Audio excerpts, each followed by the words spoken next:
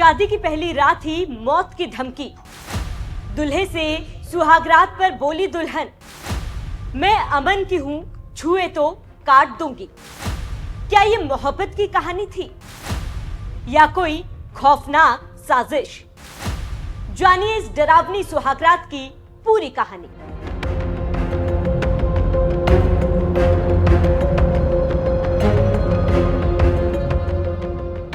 नमस्कार, आप देख रहे हैं न्यूज एक्सप्रेस और मैं हूं आपके साथ शाफनी पटनायक। प्रयागराज की एडीए कॉलोनी में रहने वाले 26 साल के कप्तान निषाद का परिवार खुशियों से भरा था। 29 अप्रैल 2025 को उनकी शादी करछना डीहा गांव की सितारा से हुई। 30 अप्रैल को सितारा ससुराल पहुंची। परिवार ने 2 मई को भव्य रिसेप्शन की तैयारी की थी, लेकिन उसी रात से एक ऐसा सिलसिला शुरू हुआ जिसकी किसी ने कल्पना भी नहीं की होगी। कप्तान निषाद बताते हैं कि जैसे ही मैं कमरे में गया, सितारा घूंघट में चुपचाप एक कोने में बैठी थी। अचानक उसने चाकू निकाला और बोली, मुझे छूने की कोशिश मत करना, मैं अमन की हूँ। कोशिश की तो तुम्हारे 35 टुकड़े कर दूंगी। तो सर वो चाकू ली हुई थी। मैं सोचा ये चाकू क्यों ली है, तो मेरे मन में कुछ ऐसे मैं सोचने लगा कि चलो कॉमन सी बात है, चाकू ली होगी। लेकिन सर मैं जब उसको टच करने गया तो मुझे चाकू कह रहे मतलब धमकी देने लगी कि अगर टच करोगे हम तुमको मार देंगे या तुमको मारेंगे, अपने आप को मार देंगे। तो मैं बोला ऐसा क्यों? कह रही है कि मैं और किसी से प्यार करती हूँ, उसका अमन नाम है। ये सिर्फ एक रात की बात नहीं थी।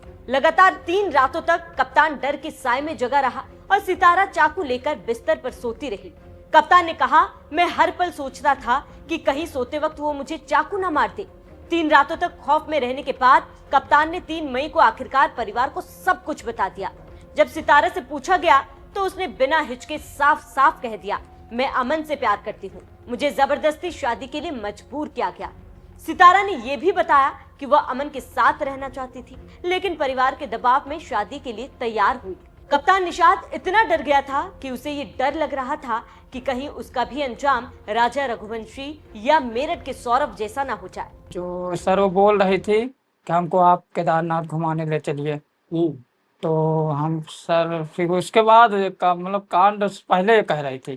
हाँ, लेकिन फिर जब वो हमको चाकू दिखाई तो मेरे भी दिमाग में आया, अरे तो सही बात ये लग रहा है जो ये राजा रघुवंशी के साथ हुआ है, ये सब सोनम लोग और जो ड्रम में भर दी थी वो सब, तो ये मेरे साथ भी ऐसा कर देते। तब उस दिन मेरे दिमाग में आने लगा। सर मैं बहुत डर गया था अपने समय।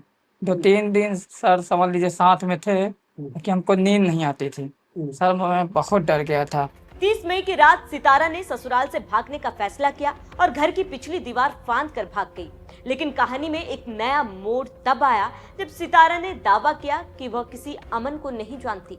आज तक की एक रिपोर्ट के मुताबिक सितारा ने कहा, उस रात कोई अमन मुझे लेने नहीं आया था। उसने अपने पति और ससुराल वालों पर गंभीर आरोप लगाए, जिसने इस मामले को और उलझा दिया। रात में लगभग 1 बजे वो हमारे छत पर से कूद के भाग गई। तो आप लोग इसकी कंप्लेंट थाने वगैरह में की है? हाँ सर, थाने में कंप्लेन किए हैं। सर शादी के नाम से समझ लीजिए मैं सिर्फ शादी जो कोई के मुंह से सुनता हूँ मैं, सर मुझे इतना डर लग रहा है। डर लग रहा है सर, यही इतना कांड हो रहा है कि कहीं लड़की मर्डर कर दे रही है। हाँ और सर, आपके साथ भी? हाँ सर, वही मेरे साथ हो गया तो मैं सर मुझे बहुत डर लग रहा शादी के नाम से। पुलिस के मुताबिक 1 जून 2025 को कप्तान के पिता ने नैनी थाने में शिकायत दर्ज की। हालांकि दोनों परिवारों ने आपसी सहमति से मामला सुलझाने का फैसला किया, इसीलिए कोई एफआईआर दर्ज नहीं हुई। इंस्पेक्टर किशोर गौतम ने बताया कि दोनों पक्षों ने लिखित समझौता किया है। ये मामला सिर्फ एक शादी का टूटना नहीं, बल्कि सामाजिक दबाव, रिश्तों की जटिलता और व्यक्तिगत इच्छाओं के टकराव की कहानी है। सितारा की धमकी, कप्तान का डर और दोनों परिवारों का दर्द, ये सब एक गहरे सवाल को पैदा करता है। क्या जबरदस्ती के रिश्ते कभी खुशियां ला सकते हैं? प्रयागराज का ये मामला हमें सोचने पर मजबूर करता है कि शादी जैसे पवित्र बंधन में सहमति और समझ कितनी जरूरी है। सितारा और कप्तान की कहानी अब खत्म हो चुकी है, लेकिन इसके निशान दोनों परिवारों के दिलों पर हमेशा रहेगा।